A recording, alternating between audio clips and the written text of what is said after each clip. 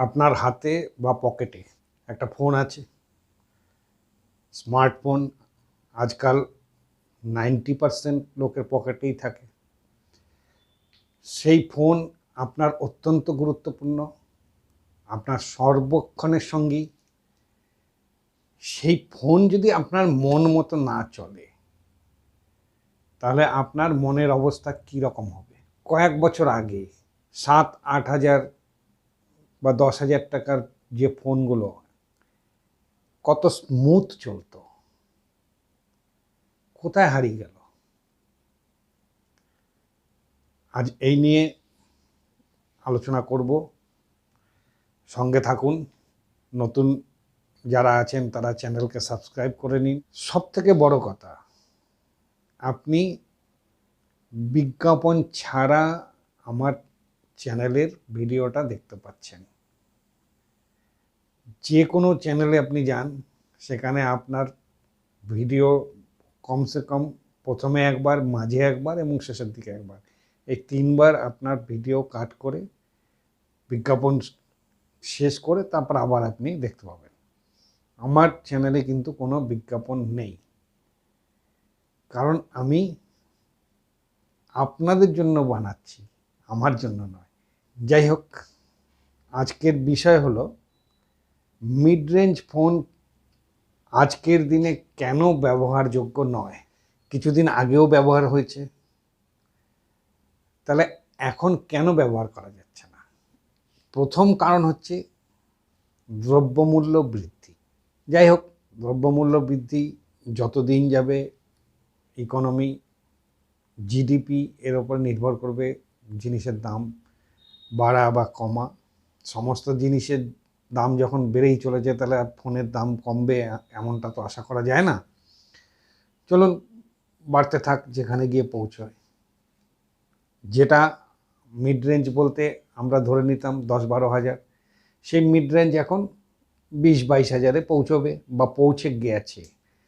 তাহলে 20-22 হাজারের ফোনকে mid range ধরে নিয়ে আজকের আলোচনা। নাম্বার 1, বেশিরভাগ মানুষ তাকিয়ে দেখে আগে ডিসপ্লেতে সব কিছু দেখা যাচ্ছে কিনা। অর্থাৎ ফোনের প্রাথমিক প্রায়োরিটি হচ্ছে ডিসপ্লে। আজকাল 20,000 টাকার পর্যন্ত যেসব ফোন আসছে, 98% ফোন আসছে আইপিএস এলসিডি ডিসপ্লের উপরে। সেখানে অ্যামোলেড আসছে না। আইপিএস ডিসপ্লে খারাপ নয়, বা এলসিডি যে একেবারে অচল তাও নয়, কিন্তু আজকের দিনে যখন টেকনোলজি উন্নত হচ্ছে, সব কিছু উন্নত হচ্ছে, তাহলে অ্যামোলেড ডিসপ্লে সবাই চায় যে ছবি যে অ্যাঙ্গেলেই দেখি তার কালারগুলো যেন ঠিকঠাক দেখতে পাই। দিনের আলোতে বাইরে গিয়েও যেন মোবাইলের ভিতরে নিজের প্রয়োজনীয় যা দেখার সেগুলো যেন পরিষ্কার পরিচ্ছন্ন দেখতে পাই। এই ডিসপ্লে আপনি কম রেঞ্জের ফোনে পাচ্ছেন না। কম দামের ফোনে, মানে আজকে যা মিড রেঞ্জ, আমি সেটাকেই কম দামের ফোন বলছি। কম দামের ফোনে কখনোই আপনি কল কোয়ালিটি ভালো পাবেন না। কল ড্রপ অবশ্যই দেখতে পাবেন। আপনি যাকে কল করছেন সেও খুব একটা ভালো কোয়ালিটির সাউন্ড পাবে না, যতই আপনি এইচডিআরে কল করুন। কানেক্টিভিটি, নেটওয়ার্ক ইস্যু থাকবেই থাকবে। আমি বিস্তারিত বর্ণনায় যাব না, কারণ সময় অনেক লেগে যাবে। তাই স্বল্প কথায় যতটুকু বলা যায় ততটুকুই বলে ছেড়ে দেব। নাম্বার 3, ফোনের ব্যাটারি। কাগজে কলমে 5,000-6,000 ব্যাটারি যাই দেয়া থাক, ব্যাটারি অতিরিক্ত ড্রেন হওয়া এই ফোনের থাকবেই থাকবে। আপনি একটা দামি ফোনে 4,000 মিলিঅ্যাম্পিয়ারের ব্যাটারিকে ফলো করুন, সে সারাদিন ফোন ইউজ করার পরেও ব্যাটারি থেকে যায়, পরের দিনও ইউজ করা যায়। আপনি এখানে সেই ধরনের ইউজ করলে দিনে 2বার চার্জ আপনাকে করতেই হবে। এর পিছনে আর একটা কারণ রয়েছে, আমি আসছি ধীরে ধীরে। তাহলে আপনার ব্যাটারি 5,000 6,000 দেখে কিনেও আপনার কোনো লাভ হচ্ছে না। নাম্বার 4, চিপসেট বা প্রসেসর। কম দামের বা মিড রেঞ্জের যত ফোন আছে দেখবেন ম্যাক্সিমাম ফোনগুলোতে মিডিয়াটেক বা ইউনিএসওসির চিপসেটগুলো দেয়া থাকে, যেগুলো মিডিয়াটেকের পি সিরিজ বা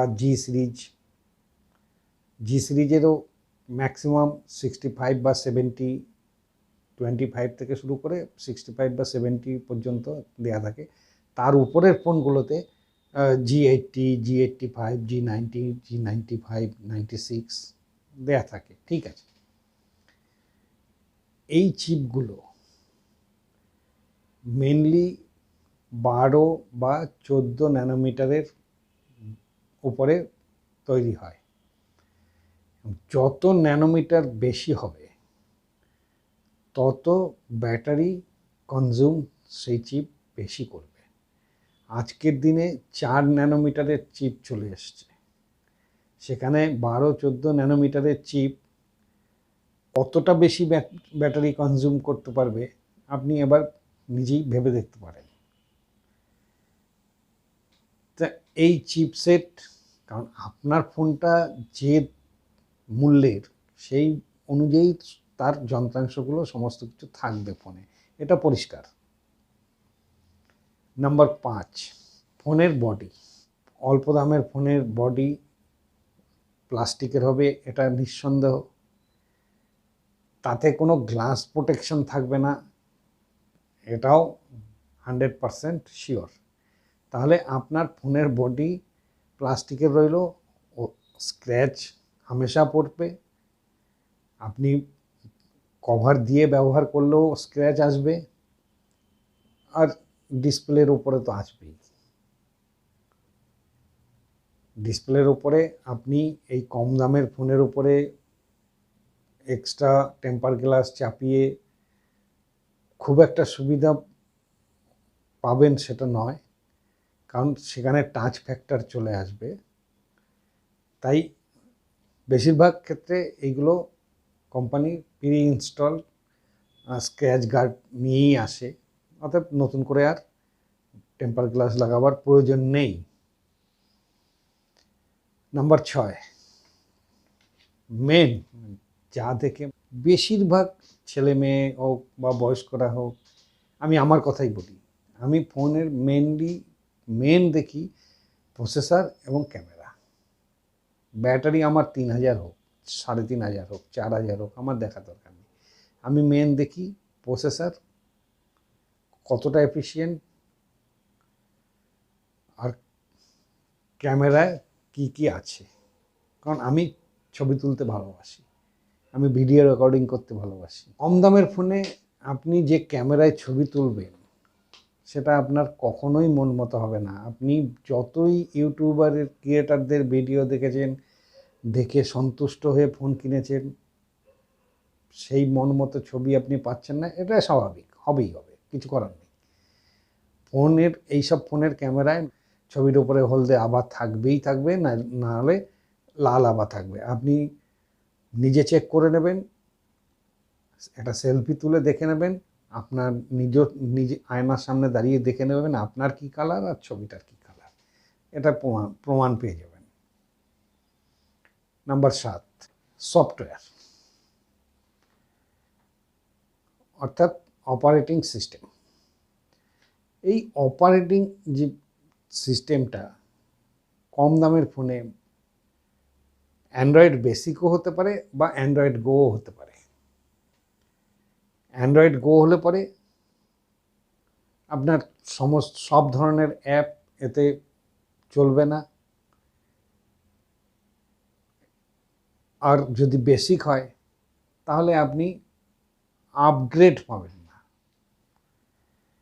কারণ কম দামের একটা ফোন বিক্রি করে কোম্পানি আপনাকে 3 বছর ধরে আপগ্রেড দেবে বা আপডেট দেবে, এটা কখনো ভেবে নেবেন না। সফটওয়্যার যা পেয়েছেন তাতে ল্যাগ থাক বাগ থাক, চলে চলুক, না চলে না চলুক, ওই লেংচে লেংচে যতদূর যায়। 1 বছর ওয়ারেন্টি আছে, সফটওয়্যারে কোনো ডিফেক্ট হলো, আপনি সার্ভিস সেন্টারে গিয়ে আরেকবার সফটওয়্যার ইনস্টল করে নিয়ে আসবেন। Number 8, hardware.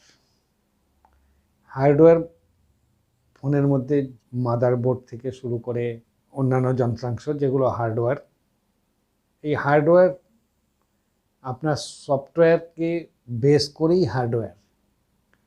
কারণ কোন হার্ডওয়্যারে কোন সফটওয়্যার চলবে, কোন সফটওয়্যার রান হবে, এ তো আগে থেকে সিলেক্টেড। তাহলে সফটওয়্যার যদি সেরকম হয়, হার্ডওয়্যার খুব একটা আহামরি কিছু হবে না। নাম্বার 9, সব থেকে দুঃখের, সব থেকে খারাপ যে দিকটা এইসব কম দামের ফোনে পাওয়া যায়, সেটা হলো কোম্পানির জবরদস্তি প্রি ইনস্টলড ব্লটওয়্যার এবং অ্যাডওয়্যার। ব্লটওয়্যার কোম্পানির নিজস্ব কিছু অ্যাপ, কিছু গেমিং অ্যাপ, কিছু মানে ফালতু যেগুলো কোনো দিন কোনো কাজে লাগবে না, সেই সব অ্যাপ প্রি ইনস্টল করেই হয়েই আসে। তার সঙ্গে আসে অ্যাডওয়্যার। আপনি কোনো অ্যাপ খুললেন বা ব্রাউজার খুললেন, সঙ্গে সঙ্গে অ্যাড শুরু হয়ে গেল। আপনি তাতে ক্লিক করলেন, কোথায় ক্লিক গিয়ে পৌঁছলো, সবাই বিশেষজ্ঞ তা তো নয়। এইভাবে টাচ করে অনেক কিছু ইনস্টল করে ফেলে, অনেক অ্যাক্সেস করতে গিয়ে অনেকের টাকাও কেটে যায় ফোন থেকে এই অ্যাড। শুধু এই নয়, কিছু ফোন আছে যার কিছু ব্লটওয়্যার ডিলিট করা যায়, কিছু ব্লটওয়্যারকে আপনি ডিসেবল করে রাখলেন, কিছু আছে যা না ডিলিট হবে না ডিসেবল হবে। আর এইসব অ্যাডওয়্যার ভরে দিয়ে কোম্পানি আপনার ফোন থেকে ওরা কোটি কোটি টাকা কামাচ্ছে, কারণ অ্যাডের উপরে ক্লিক হলেই পয়সা ওরা পাবে। এই অ্যাড শুধুমাত্র যে কোনো একটা নির্দিষ্ট কোম্পানি দিচ্ছে তা নয়। রিয়েলমি বলুন, রেডমি বলুন, রেডমির সাব ব্র্যান্ড যতগুলো আছে, রিয়েলমির সাব ব্র্যান্ড যতগুলো আছে, তারপরে আপনার ভিভো, ওপ্পো, স্যামসাং, সবাই দিচ্ছে। সব থেকে বেশি অ্যাড রেডমি এবং স্যামসাং। এত অ্যাড আর কোনো কোম্পানি ফোনের মধ্যে ভরে দেয় না। স্যামসাংয়ের তো কিছু অ্যাড আছে যা আপনি কোনো দিন ডিজেবল তো দূরের কথা, নোটিফিকেশনও অফ করতে পারবেন না। আজ নোটিফিকেশন অফ করবেন, কাল আপডেট যখনই দেবেন ওটা অটোমেটিক্যালি আবার অন হয়ে যাবে। পয়সা আপনার, ফোন কিনেছেন আপনি, মজা লুটছে ওরা। কেন?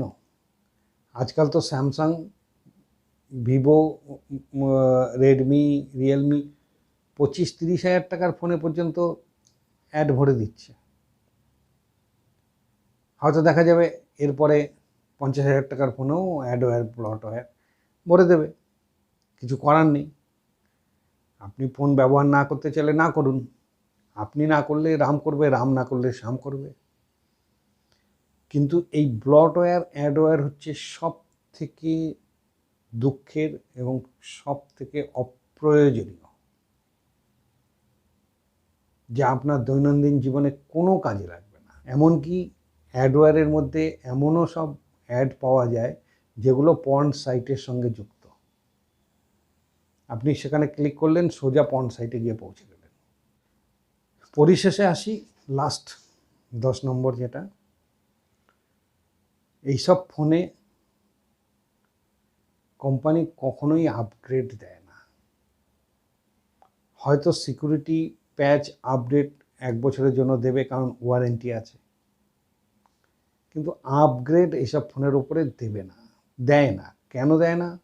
আপনার একটা ফোন বিক্রি করে সে 3 বছর যদি আপডেট, সিকিউরিটি প্যাচ আপডেট দেয়, তাহলে তার একটা এই প্যাচ আপডেটের জন্য তো একটা টিমের প্রয়োজন, ডেভেলপারের প্রয়োজন। তা ডেভেলপার টিম 3 বছর ধরে আপনার ফোন নয়, মানে টোটালি গ্লোবালি যত মডেল আছে তার উপরে কাজ করছে। সফটওয়্যার আপডেট দিতে গেলে তাকে সেইভাবে কাজ করতে হবে। তাহলে তাদের একটা মাইনে আছে, তাদের একটা খরচ আছে। তাহলে আপনার ফোন থেকে সে কত তুলেছে যে 3 বছর ধরে দেখবেন আজকাল স্যামসাং বলছে 5 বছর সিকিউরিটি প্যাচ আপডেট দেওয়া হবে, 4 বছর আপগ্রেড দেওয়া হবে। কিন্তু সেই ফোনটার দামটা জানেন 1 লাখ টাকার উপরে। তাহলে 1 লাখ টাকার ফোনে সে 4 বছরের প্রতিশ্রুতি দিচ্ছে, ঠিক আছে। পার ফোনে আমি ধরে নিচ্ছি 20-22 হাজার টাকা করে সে ওখানে আলাদা করে রেখে দিচ্ছে শুধুমাত্র এই আপগ্রেড এবং আপডেটের জন্য। আজ অ্যাপেলের ফোন 1 লাখ টাকার উপর থেকে 1,40,50,50 সে 5 বছর আপগ্রেড সব কিছু দেয়, কারণ সে আগে থেকে পয়সাটা নিয়ে রেখেছে, আপনার কাছ থেকে আগেই নিয়ে নিচ্ছে। অতএব এই যে 10টা কারণ বললাম, এই 10টা কারণের জন্য মিড রেঞ্জ ফোন আজকের দিনে ব্যবহারের অযোগ্য হয়েও কিছু করার নেই। আপনিও ব্যবহার করবেন, আমিও ব্যবহার করব, তবু শুধু এইগুলো জানা থাকা দরকার। হয়তো ভবিষ্যতে কোনো দিন এই তথ্যগুলো আপনার কাজে আসবে। ভিডিও অনেক লম্বা হয়ে যাচ্ছে, কিন্তু বর্ণনা করতে গেলে টাইমের দিকে তাকালে হবে না। আবার দেখা হবে নতুন ভিডিওতে। নমস্কার, জয় হিন্দ।